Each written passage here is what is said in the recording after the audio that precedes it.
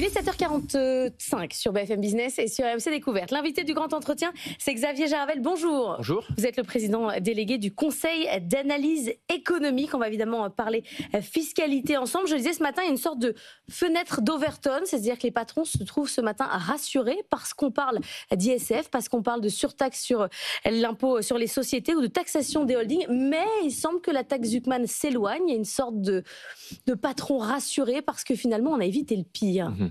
Après, voilà, on verra ce qui se passe. On est dans une situation où il y a plusieurs objets politiques, il y a des partis divisés, il faut trouver un accord. Donc voilà, il y a eu un débat ces 2 dernières semaines.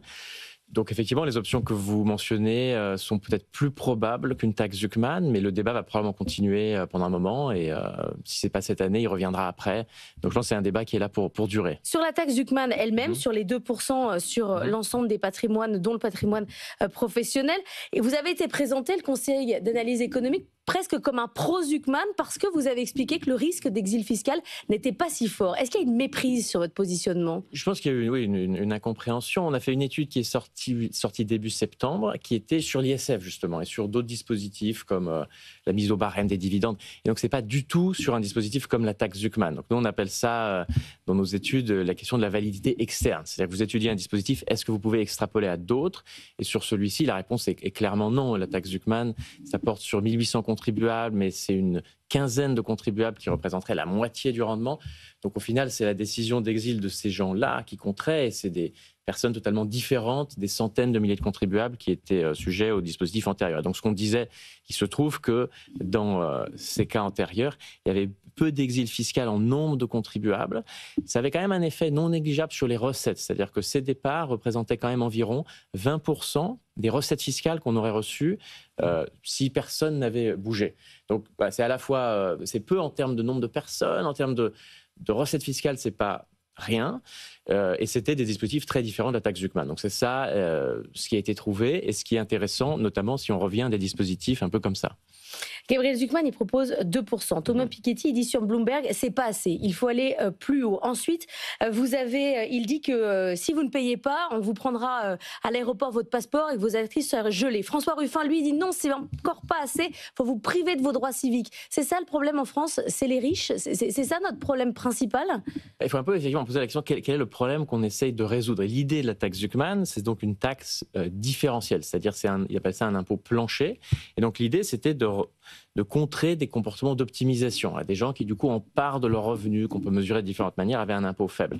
Donc c'est bien ça l'idée de base, c'est contrer l'optimisation. Et pour moi, c'est un peu ça le problème, du coup, avec le dispositif. C'est-à-dire qu'on peut comprendre le constat de base, qui est que sur quelques centaines de contribuables, avec le revenu économique le plus élevé, vous avez des taux effectifs d'imposition en fait plus faibles que des cadres supérieurs, et donc on peut trouver ça injuste, et même si c'est souvent des comportements qui ne sont pas illégaux, c'est des gens qui tirent parti de dispositifs tels qu'ils existent. Et donc l'idée, c'était de dire on veut remonter leur taux effectif parce qu'on pense que cette optimisation fiscale est juste injuste, même si elle est légale.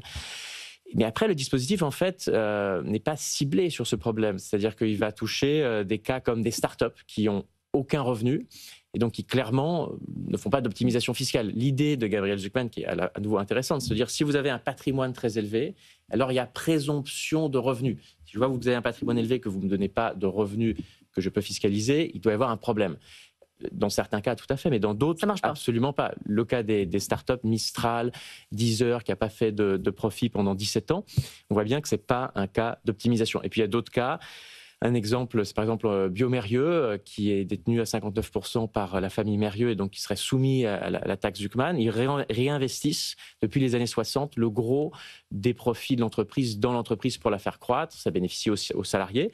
C'est là aussi un cas où il n'y a pas d'optimisation fiscale. Et donc, à mon sens, il faut garder le constat de départ et se dire qu'il faut combattre l'injustice fiscale, ces comportements d'optimisation qu'on peut considérer excessifs. Mais du coup, avoir des dispositifs appropriés qui peuvent passer par taxation des holdings, remise à plat de certains dispositifs comme le pacte Dutreil, des sujets sur les plus-values latentes qui ne sont pas taxées, plein de sujets comme ça qui sont plus ciblés et qui s'attaquent au problème. Sur le pacte Dutreil, parce que sur la question des successions, il y a un dossier, un chantier à ouvrir. Vous dites qu'il faut revoir la manière dont il est utilisé. Nicolas Dufourcq disait sur ce plateau encore avant-hier que ça avait sauvé l'industrie française. Est-ce qu'il en reste en permettant des successions?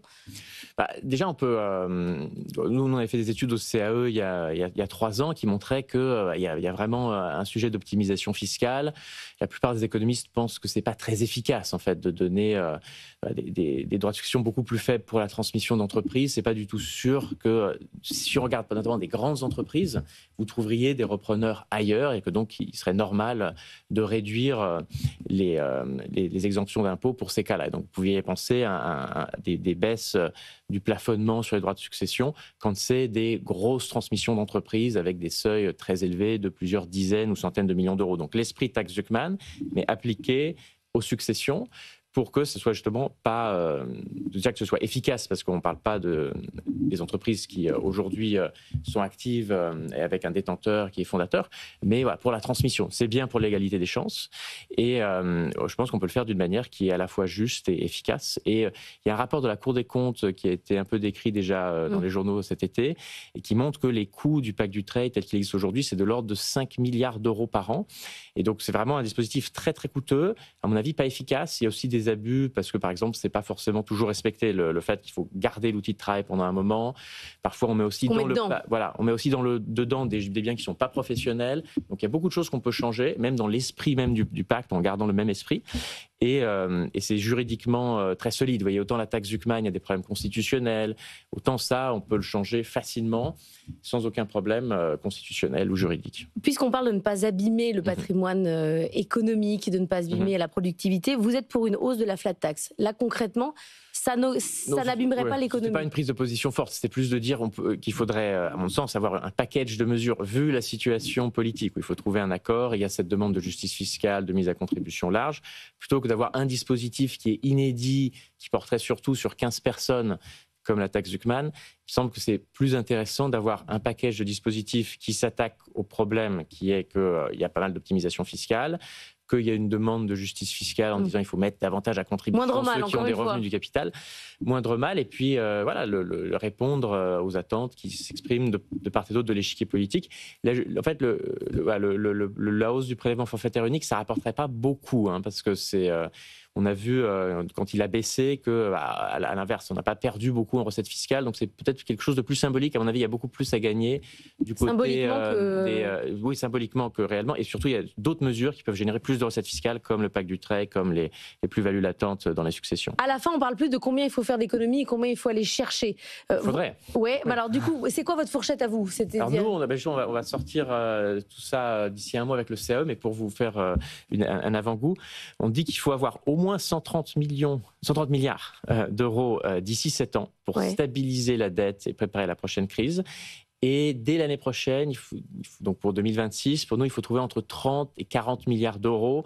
Je donne les deux chiffres parce que ça dépend un peu de la manière dont vous comptez ce qu'on appelle le tendanciel, c'est-à-dire des dépenses qui augmentent plus vite que la croissance, que donc vous devez compenser. Mais donc, nous, le chiffre qu'on retient, c'est 37 milliards d'euros. Mais en fonction de ce qu'on met dedans, on peut dire 30, on peut dire 40. Parce qu'il est quand même assez proche de ce que proposait François Bayrou. Voilà, oui, exactement. Mais de toute façon, je pense que tout le monde est à peu près d'accord sur ce chiffre. Et c'est plus des questions sur un peu la présentation. Est-ce que vous comptez des dépenses qui auraient augmenté plus vite et on dit que vous ralentissez, est-ce que vous appelez ça des économies ou pas? Et là-dessus, combien vous mettez de baisse de dépenses? Alors nous, en fait, ce qu'on va faire, c'est qu'on va vous présenter un menu. On a fait tout un travail de synthèse. Donc vous avez 100 milliards d'euros. Vous faites un programme, en fait. Non, on ne fait pas le programme. On fait le menu dans lequel... Parce que nous, on est indépendants, on est là pour nourrir le débat public, mais pas pour prendre des positions politiques. Donc on fait un menu dans lequel vous pouvez piocher avec des chiffrages raisonnables. Vous avez 100 milliards d'euros d'économies du côté des dépenses, 100 milliards d'euros de hausse de recettes et 50 milliards d'euros qui seraient liés à des réformes structurelles qui, à terme, pourraient booster la croissance, la productivité, l'emploi et donc générer plus de recettes fiscales. Donc vous pouvez piocher dans ces 250 milliards pour, à horizon 7 ans, faire 130 milliards d'économies et à horizon 1 an, faire entre 30 à 40 milliards d'économies. Les patrons vont se mobiliser, vont faire un grand raout le 13 octobre prochain. Est-ce que vous comprenez cet énervement patronal? Je pense que chacun est un peu dans son rôle. Il y a des objets politiques qui se sont imposés dans le débat et donc voilà, chacun montre ses lignes rouges, son diagnostic de la situation. Et donc la lecture optimiste, c'est que comme ça se polarise, en fait, on arrive à aller au bout des arguments et on pourra peut-être atterrir sur une position médiane qui convient à peu près à tout le monde et qui permet de résoudre le problème du déficit, ce qui est quand même notre sujet majeur. Merci beaucoup Xavier Jarvel Merci d'être venu ce matin dans la matinale de l'économie.